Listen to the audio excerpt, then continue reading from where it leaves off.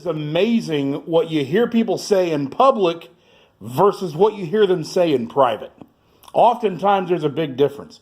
Case in point, SICW, Southern Illinois Championship Wrestling.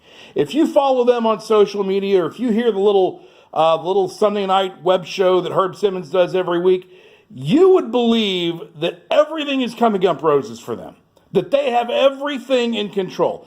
They will tell you about constantly these big shows coming up on May the 25th, the Bruiser Brody Larry Matuszak Memorial, or June 29th at the Belclair Fairgrounds, and all these big names that are coming in for these big shows, and that's all they talk about. And no doubt, those are going to be great shows. I mean, fantastic shows, fantastic talent, something that you won't see anywhere on the independent scene other than SICW. Those are going to be great shows. But that's what they're telling you in public. I happen to know that in private, what they're not saying to you, the scuttlebutt that's going around the SICW offices is they're all worried.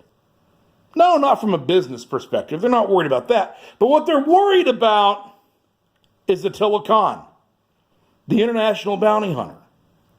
You see, they look back at that match that Atilla Khan had with Flash Flanagan, where Atilla Khan stood toe-to-toe with Flash Flanagan, beat him from one end of the East Carondelet Community Center to the other. Flash Flanagan couldn't get any traction against him, and the only thing Flash Flanagan could do at the end was grab his stick, attack him with a weapon, and get disqualified to get out of there. So one of your biggest stars couldn't handle Atilla Khan. And what SICW is worried about is that on these big shows coming up, they have all this great talent, but they can't find an opponent for Atilla Khan because nobody wants to wrestle him. Nobody can hang with him. Nobody can stand toe-to-toe with him. They don't know what to do because they're afraid Atilla Khan, whoever he wrestles, he's going to dominate these big shows, and he's going to lay waste to everybody, and it's not going to be the event that they want. Well, Herb Simmons, today's your lucky day. I have done something unprecedented to put the ball in your court as far as Atilla Khan is concerned. I have signed, for the first time in my career, I have signed an open contract for one of my wrestlers, for Atilla Khan. Now, an open contract is something where you put a guy's name on a contract and you leave the other side blank. You don't name an opponent, you don't name stipulations, you don't make any demands as far as money or anything like that.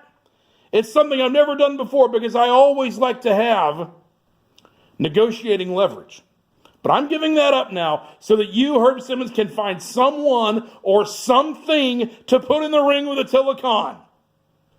And I don't know what you're going to get, who you're going to find, who's desperate enough or who's crazy enough to do it. But if you can find someone or something to face Atilla Khan, bring him down to the Bruiser Brody Larry Matuszak Memorial, May the 25th in East Carondelet, and watch him lay waste to him. The ball's in your court. Go find us some competition, Herb Simmons.